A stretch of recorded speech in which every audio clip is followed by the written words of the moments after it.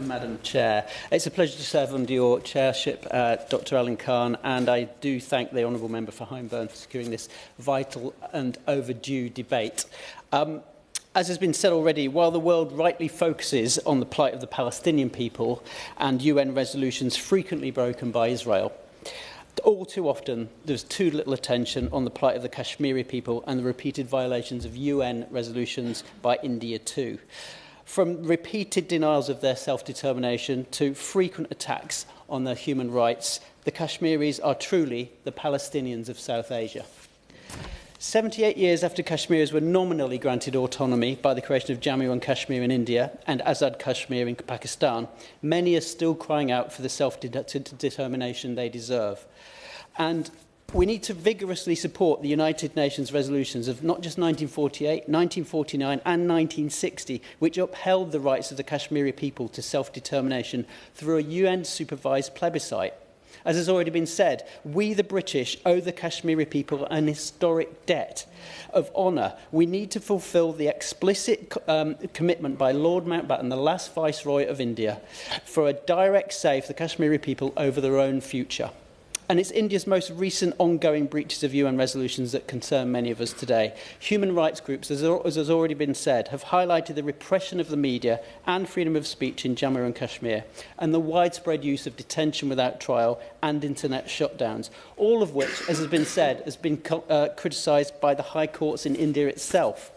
As a former journalist myself, I'm appalled by the Indian crackdown on a free press. In September 23, the BBC reported journalists in Kashmir felt the Indian government was running, and I quote, a sinister and systematic campaign to intimidate and silence the press in the region. Only last month, as has been said, police in Kashmir disgracefully raided dozens of bookshops and seized more than 650 books, many of them by Islamic scholars. I know the UK government position is that Kashmir is a bilateral matter for peaceful resolution by India and Pakistan.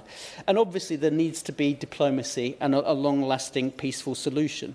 But the voices of Kashmiris themselves should be supported by the UK and by the international community. And the UK must do much more to call out the most egregious abuses of human rights in Kashmir and demand full investigations and real action and real justice.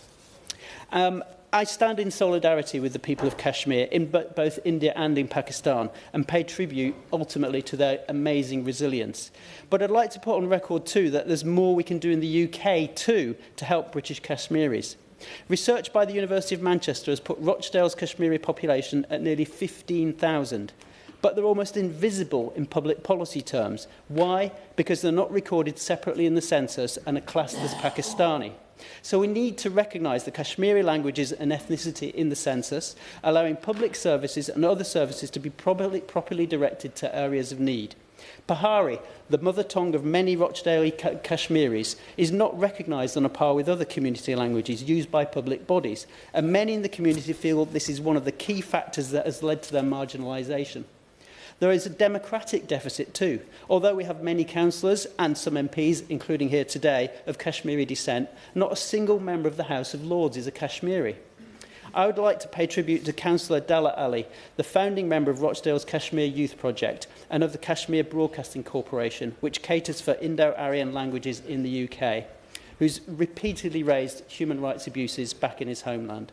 The Kashmir Youth Project in Rochdale was founded in 1979 and every day helps the young, the old, women and men with crucial services that show the best of Rochdale and the best of our Kashmiri community.